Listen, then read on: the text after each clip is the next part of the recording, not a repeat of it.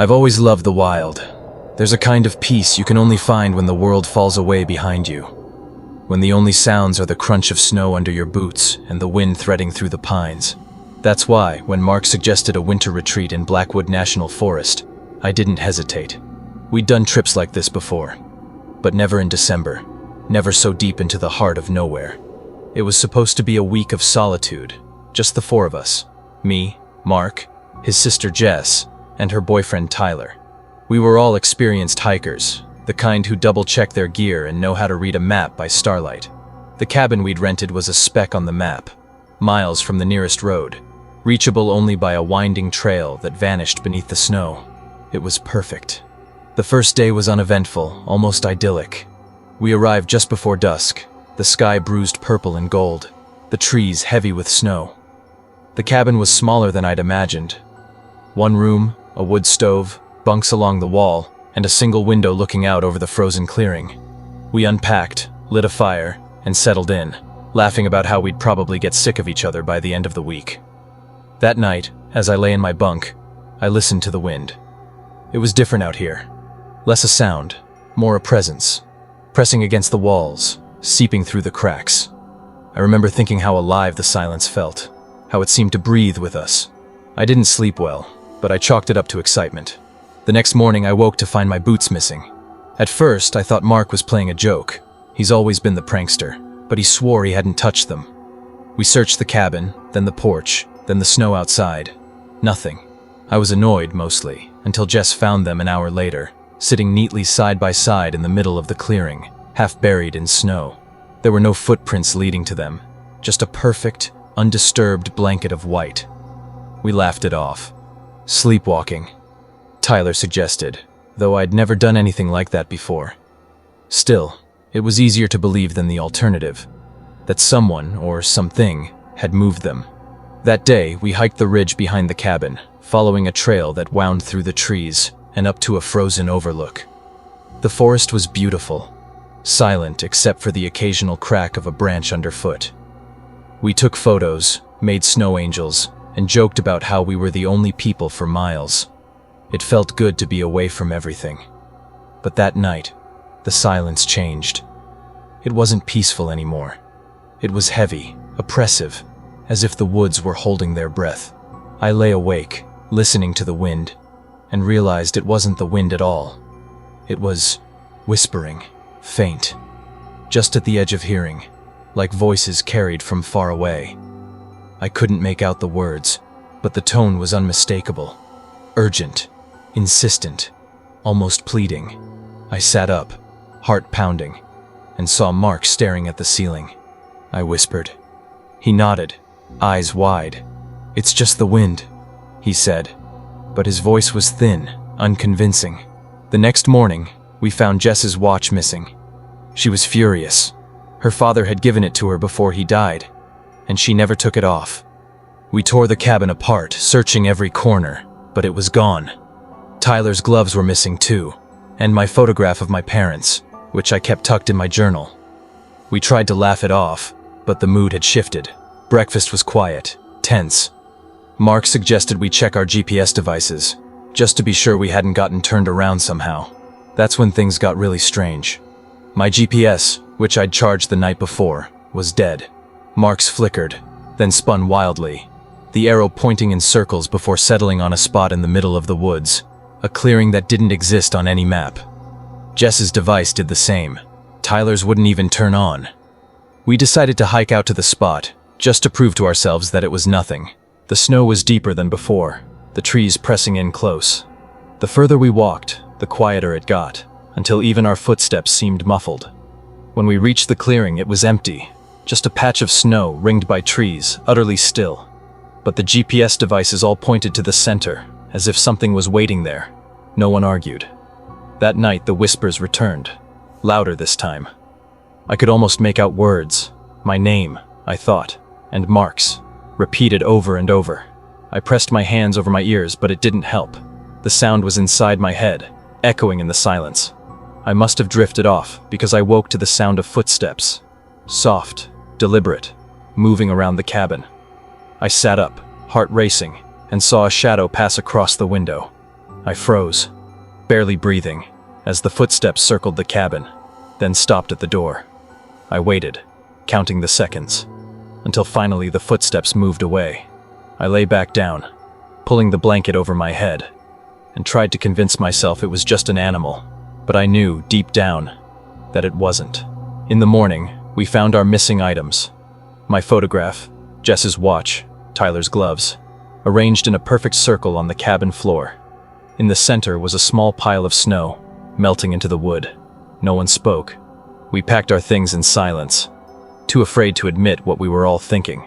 We tried to leave, but the trail was gone, swallowed by the snow.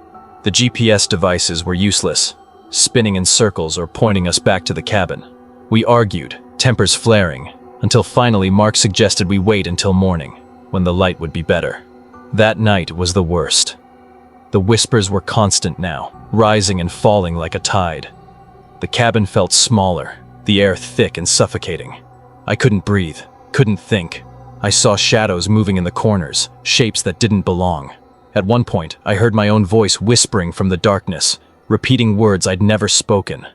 I don't remember falling asleep, but I must have, because I woke to chaos. Mark was shaking me, shouting that we had to go now. Jess was crying. Tyler was banging on the door. The whispers were deafening, a chorus of voices screaming in my head. We grabbed what we could and ran, stumbling through the snow, not caring about the trail or the cold. The forest closed in around us, the trees looming like sentinels. I don't know how long we ran, hours, maybe days. Time lost all meaning. When we finally stumbled out onto a road, we were half frozen, delirious with exhaustion. A passing truck driver found us, bundled us into his cab, and drove us to the nearest town. We told the police what had happened, but they didn't believe us. They said we'd gotten lost, that the cold had played tricks on our minds. But we know what we heard. We know what we saw. I still dream about that cabin. Sometimes I wake in the middle of the night, certain I can hear the whispers, feel the cold pressing in. I haven't spoken to Mark, Jess, or Tyler since that night. We tried at first, but it was too hard. The memories were too raw, too real. I don't know what happened in Blackwood. I don't know what moved our things, what whispered our names, what drove us out into the snow. But I do know this. There are places in the world where the rules don't apply, where something ancient and unknowable waits in the silence. If you ever find yourself alone in the woods, listen closely. If you hear the whispers, run. Don't look back. I have always believed in the power of observation. As a field biologist, my work depends on it. Watching, listening, recording, and above all, remaining objective. The forest is a system, a living network of cause and effect. There are no ghosts in the woods, only animals, weather, and the endless intricate dance of life and decay. That's what I told myself when I first arrived at Oakhaven in January 2025. I was there to study the winter behaviors of small mammals, particularly the elusive pine marten. The Oakhaven Preserve is a patchwork of old-growth forest and tangled underbrush, a place where the snow falls thick and the trees seem to swallow sound. I'd been granted use of a research cabin, little more than a shack really, set deep in the woods, far from the main road. It was perfect for my work. Isolated, quiet, undisturbed. The first few days passed in a familiar rhythm. I set up camera traps, checked my live capture boxes, and hiked the trails, making notes on animal tracks and scat. The cold was biting, but I was used to it. At night, I'd return to the cabin, log my data, and read by the light of a lantern. The silence was profound, broken only by the occasional creak of the trees or the distant call of an owl. It was on the fourth night that I first noticed something odd. I was sitting at my desk, reviewing footage, when I heard a faint tapping at the window. I looked up, expecting to see a branch or perhaps a curious squirrel, but there was nothing. The tapping continued, irregular and insistent, as if someone, or something, was trying to get my attention. I went outside, flashlight in hand, and circled the cabin. The snow was undisturbed, no tracks of any kind. The woods pressed close, the darkness absolute beyond the reach of my beam. I told myself it was just the wind, a branch knocked loose by the cold. But when I returned inside, the tapping had stopped. The next day, I found one of my camera traps smashed, the memory card missing. At first, I assumed it was a bear, though it was early in the season for them to be active. But there were no tracks. No sign of disturbance in the snow except for the shattered plastic and twisted metal. I made a note in my log, feeling a prickle of unease. That night, the noises began in earnest. It started with soft rustling outside the cabin, like footsteps in the snow. I listened, heart pounding, as the sounds circled the building, pausing at the door, then moving to the window. I peered out, but saw only my own reflection, pale and wide-eyed in the glass. I tried to sleep, but the sense of being watched was overwhelming. Every time I closed my eyes, I imagined eyes staring back at me from the darkness, patient and unblinking. I told myself it was just nerves, the isolation playing tricks on my mind. But the next morning, I found strange patterns etched into the frost on the windows, spirals and loops, too precise to be random. I scraped them away, trying to ignore the chill that crept up my spine. The days blurred together. I became jumpy, irritable, snapping at the smallest noises. My equipment continued to malfunction. Batteries drained overnight. Cameras refused to record. Samples went missing from my collection jars. I began to suspect sabotage, though I couldn't imagine who would bother trekking miles into the woods just to harass a lone researcher. One evening as I was logging my notes, a rock struck the side of the cabin with a force that made the walls shudder. I rushed outside, but again, there were no tracks, no sign of anyone nearby. The snow was pristine, untouched except for my own footprints. I started to keep the lantern burning all night, afraid of what might happen in the darkness.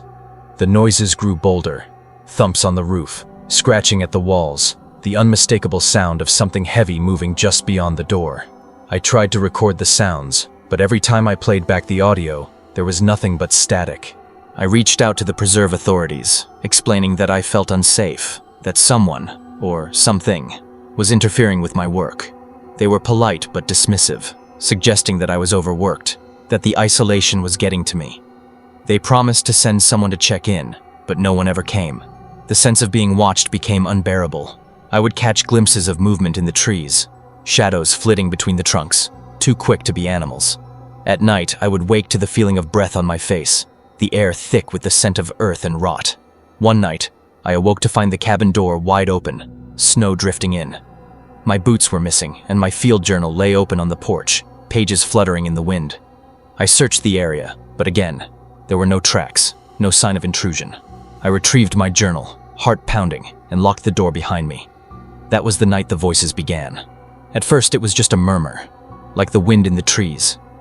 But as I lay in my bunk, the voices grew louder, overlapping whispers that seemed to come from all around me. I couldn't make out the words, but the tone was unmistakable. Angry, insistent, as if I was being scolded for trespassing. I covered my ears, but the voices only grew louder, echoing inside my head. I tried to drown them out with music, but nothing helped. I lay awake until dawn, shivering with fear. The next day, I found my missing boots sitting on the roof of the cabin, perfectly aligned. I had no idea how they'd gotten there. I retrieved them with a stick, refusing to touch them with my bare hands. I began to keep a detailed log of every incident, hoping to find a pattern, a rational explanation. But the events only grew stranger. My food supplies were rearranged in the night, cans stacked in impossible towers.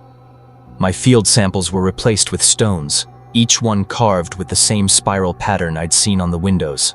I stopped sleeping, afraid of what might happen if I let my guard down. My hands shook, my thoughts grew scattered. I began to question my own sanity.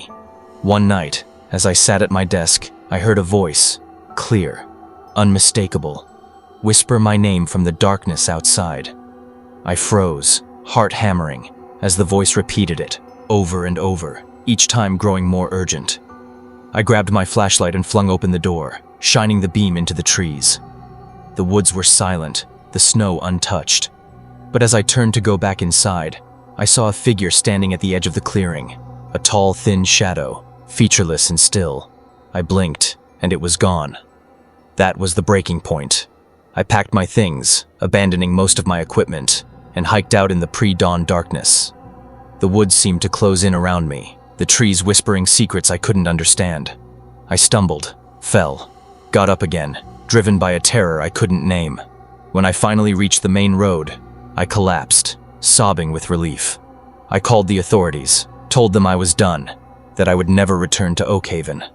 In the weeks that followed, I tried to make sense of what had happened. I reviewed my notes, my recordings, my samples. There was no evidence, no footprints, no fingerprints, no animal tracks. The only thing I had were the spirals, carved into stone and etched into glass. I spoke to colleagues, trying to explain, but they looked at me with pity, as if I'd lost my mind. Maybe I had. I still dream about the voices, the shadows, the feeling of being watched. Sometimes, when I'm alone in my apartment, I hear tapping at the window, or find my belongings rearranged in strange patterns. I tell myself it's just my imagination, the residue of fear lingering in my mind. But deep down, I know the truth. There is something in the woods of Oakhaven, something old, something angry, something that does not want to be seen. I have spent my life searching for answers, believing that every mystery can be solved with enough data, enough observation. But some things are beyond explanation. Some things are meant to remain hidden. If you ever find yourself alone in the woods, and you feel eyes watching you from the darkness, leave. Don't look back. Don't listen to the voices. Some mysteries are better left unsolved. I used to think of the woods as a place of peace.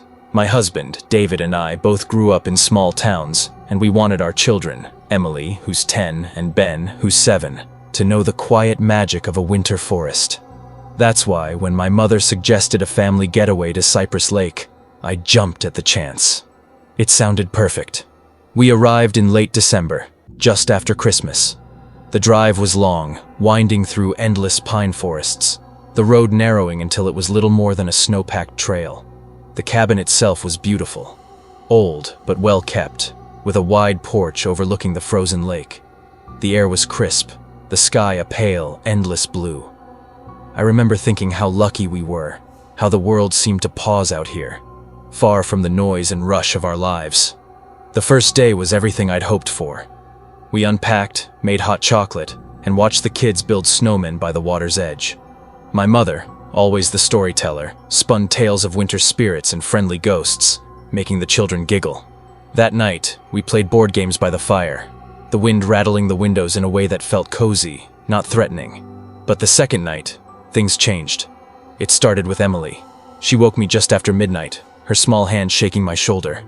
"Mommy, there's someone outside," she whispered, her eyes wide and frightened. I sat up, heart pounding, and listened.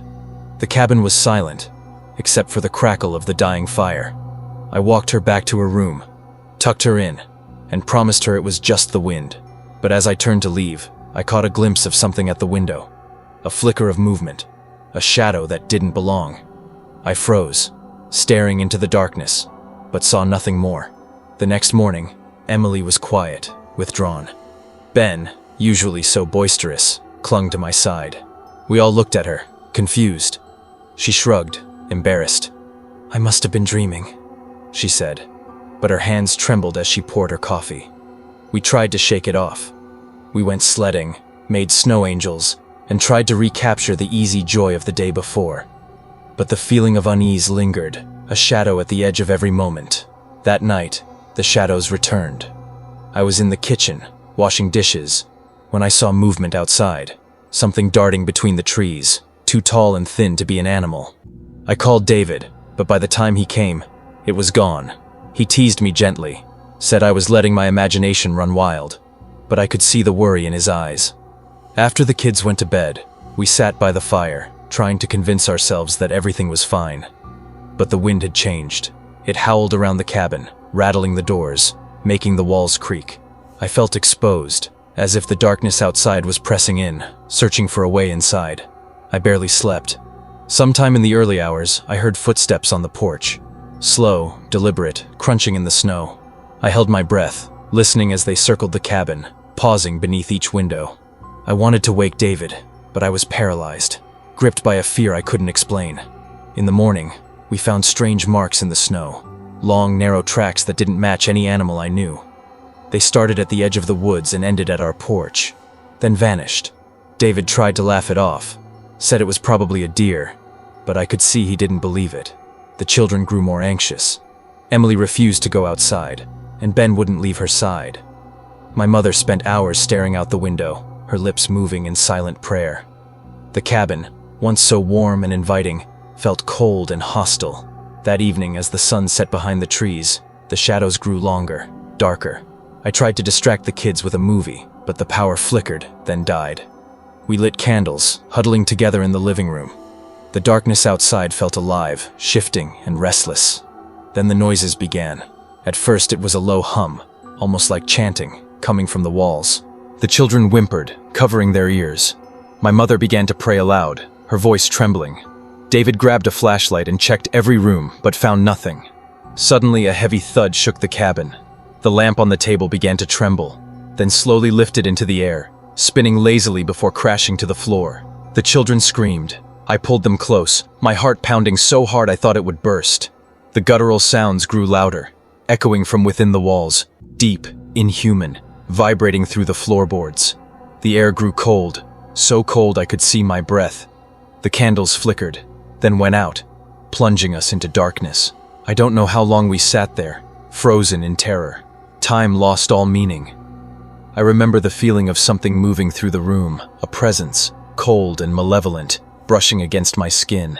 I held the children tight, whispering that it would be over soon, that we were safe, but I didn't believe it. At some point, the shadows began to move inside the cabin.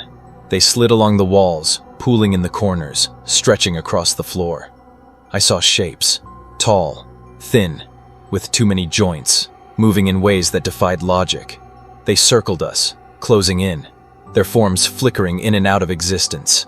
My mother began to scream, her voice raw and desperate. David tried to stand, but was thrown back by an invisible force. The children sobbed, burying their faces in my lap. I felt helpless, powerless, as if the very air was pressing down on us, crushing us. Then, as suddenly as it began, it stopped. The air grew warm. The shadows faded, and the power flickered back on. We sat in stunned silence, too afraid to move. I had no memory of the hours that had passed. We spent the rest of the night huddled together, too afraid to sleep. When dawn finally broke, we packed our things in silence, leaving most of our belongings behind. The drive back to town was a blur. I remember the children crying, my mother muttering prayers, David gripping the wheel so tightly his knuckles turned white. When we reached the nearest town, we went straight to the police. They listened politely, but I could see the disbelief in their eyes. They sent a deputy to check the cabin, but he found nothing.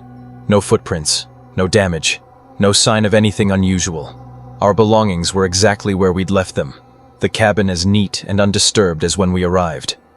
But we knew the truth. In the weeks that followed, the nightmares began. Emily woke screaming every night, convinced the shadows were coming for her. Ben refused to sleep alone, clinging to me with a desperation that broke my heart. My mother grew quiet, withdrawn, spending hours in silent prayer. David and I tried to talk about what happened, but the words caught in our throats. The fear lingered, a shadow that followed us home. I tried to find answers. I searched online, looking for stories of haunted cabins, unexplained phenomena, anything that might explain what we'd experienced. I found tales of shadows, of voices in the night, of families driven mad by things they couldn't see. But nothing matched the terror we'd felt, the sense of being hunted by something ancient and malevolent. Sometimes, late at night, I hear the guttural sounds again, soft, just at the edge of hearing. I find objects moved, candles flickering for no reason, shadows pooling in the corners of the room. I tell myself it's just my imagination, the residue of fear. But I know better. We haven't spoken of Cypress Lake since that night. The children are slowly healing, the nightmares growing less frequent. My mother refuses to leave the house after dark. David throws himself into work, trying to forget. But I can't. The memory is always there, lurking in the shadows, waiting. I don't know what we encountered in that cabin. I don't know if it was a spirit, a creature, or something older and darker than anything I can imagine. All I know is that it was real, and it changed us forever. If you ever find yourself alone in a cabin by the lake, and the shadows begin to move, leave. Don't wait. Don't try to understand. Some things are not meant to be seen, not meant to be known. And if you hear the guttural sounds, if you feel the cold pressing in, hold your loved ones close and pray for dawn. Because in the darkness, By the edge of Cypress Lake, something is waiting, and it does not want to be found. Thank you for joining me on this journey into the unknown. If you found these stories as chilling as I did, please like, subscribe, and hit the notification bell. Your support helps us continue to explore the mysteries that haunt the edges of our world. And remember, this is just the beginning.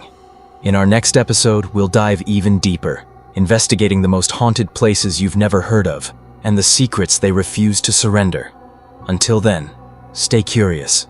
And if you ever find yourself alone in a cabin, deep in the wild, listen closely. You never know what might be listening back.